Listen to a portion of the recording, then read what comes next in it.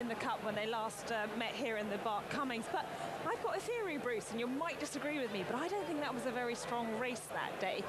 And I think from that to this race, yes, the competition here isn't super strong, but if Prince of Arran is coming here with his best European form, I think Jamir might just struggle a little bit. And that's a discussion we might have in a moment before they go behind the barrier. Northwest Passage, Richo, he had a year and a half, year and 3/4 off. He's come back really well, hasn't he? Oh, remarkable. He's 5 runs back to this preparation since that long injury let up. He has just been building his form. I thought he was terrific in the Geelong Cup. Gay scratches the stablemate, tries to win her way in with Northwest Passage.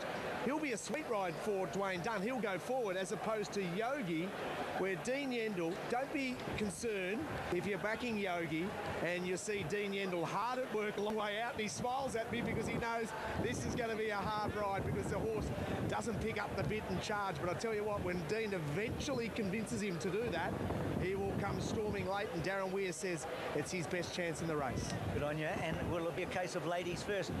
She's the only mare in the race. She's won an Auckland Cup over 3,200. There's a lovely story here. Well, not lovely for Alan Sharrock. He forgot to pay the first payment for the Melbourne Cup. This mare was nominated. He didn't get the deadline, so she's dropped out of the Melbourne Cup. Now, that caused a big stink, of course, in his stable with his owners. Everything's sweet. Let's hope they get some money here today, because she's not running on Tuesday because he forgot to pick up the phone. Gerard, you wouldn't do that. What's the market? Yeah, Bruce, our bookies really like Brimham Rocks here. Northwest Passage has been 13 into 9, and Yogi's had some fans at 12. So a great betting race, but a big move here for Brimham Rocks. Okay, Chris Waller there. Well, this race has been going since 1869, and there's been so much linked to the Melbourne Cup, isn't it? It's the 94th running of the Hotham Stroke Lexus today. For the winner, a lot of prize money, 180 grand, but also the bigger prize to run on Tuesday in the Cup itself.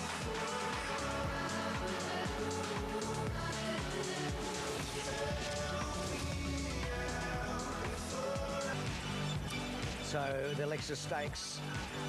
And the next, as we congratulate Osborne Bulls with his win in the TAB Sprint today. It was a great win. He got back. He just missed a kick. He didn't panic. He got a good run through, actually. He had Bonds away behind him. But this is where he had to angle. He just had to get into some clear air. Had no favours, really, but it was a terrific win. He's got such a good strike rate. He's building a big CV, and I think he's going to be a big horse over the next year or two.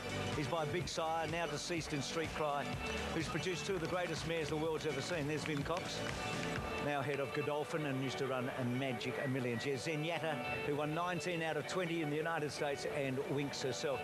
A hot horse from you, Gerard, as we come to a really important race, an intriguing rendition here of the Lexus. Yeah, very competitive. It will be Brimham Rocks going from 6 to 4.20. Interesting on the tote, though, Bruce. Jar May's the $4.10 favourite from a Prince of Arran at 4.30, and then Brimham Rocks at 5.30.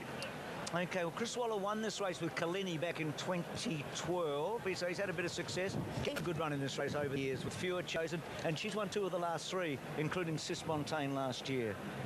Well, I'm not sure I fancy her horse, particularly their Northwest Passage here. I think there'd be other with better claims. Let's catch up with Richo.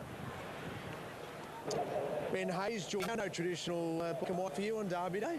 I thought it was close enough, Richo. It's not too bad. White, grey and slightly black. But in fact, it looks a little like Jar May's colours. Can you win your way another runner into the Cup? Oh, I really hope so. We've been really happy with the lead up into this race. He's got a great record at Flemington, 3 starts for 2 wins in a second. We know he can stay. So I just hope everything pans out right, and if he does his track work, he'll go well. Charlie Fellows just walks past. He trains Prince of Arran. What did he say to you? He said, please don't beat us. and the same with him, because his horse is an excellent run and we really respect it. So, you know, it's the dream to get in the Melbourne Cup, and everyone wants a runner. So this is the race that can get you there. Good luck, buddy. Thanks, Richard. Ben Hayes there. Let's go behind the barrier. Chris, I think you can hear me. Chris, this is the Derby's... no, Hamish. It's Hamish. You're not on that horse, Hamish. Hamish, you're at the same start of the Victoria Derby start, and we're getting a good view. It's not a long run, is it, to that first turn? No, not at all. So you want to be getting into position very quickly rather than getting stuck wide. But Bruce, what is extraordinary here is how close the people are at the Coolmore start and also the Melbourne Cup start. You're a long way from the stand, but with this new club stand, it sort of dwarfs this start. You spoke about Charlie Fellows. We spoke about a Prince of Arran earlier today. He's just a small little horse, but geez, relaxed. I've never heard a trainer quite as confident. He looks terrific, and I just saw him as I was crossing the mounting yard to get here. And I said, do you think he wins? He said, I think he wins. So we'll come back to you in a moment, Bruce. But Chris, I think you're with Dean Yendall.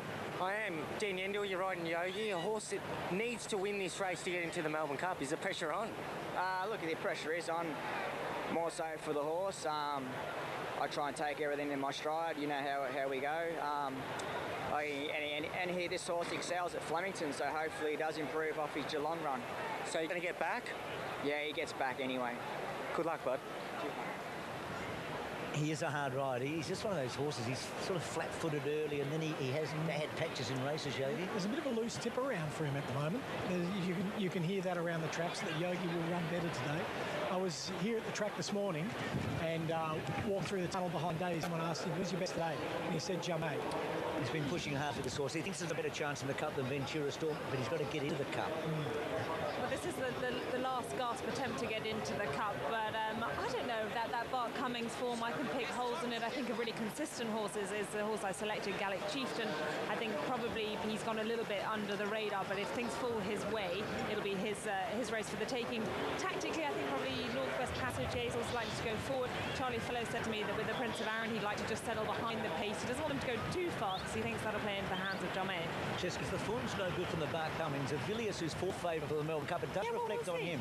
No, it's a fair point. He did run pretty well in the Cox Plate of Villiers. Right, okay. I reckon it was a pretty good race. I reckon it was not quite this, but just below. But yeah, we can agree to. We'll find out. We will. It's the great thing about the Melbourne Cup. Yeah, no, it does. It fires up, doesn't it? Yeah. And to be honest, Cheska's usually right, so I'm going to wait and see. But I reckon he'll run well today, Jamé. So Matt Hill to call for the winner. Well, unless it's ladies first, for the winner on their way to the Cup with one other tally. So they're the two. They could be the party spoilers today. Jamé is on his toes in barrier number 2.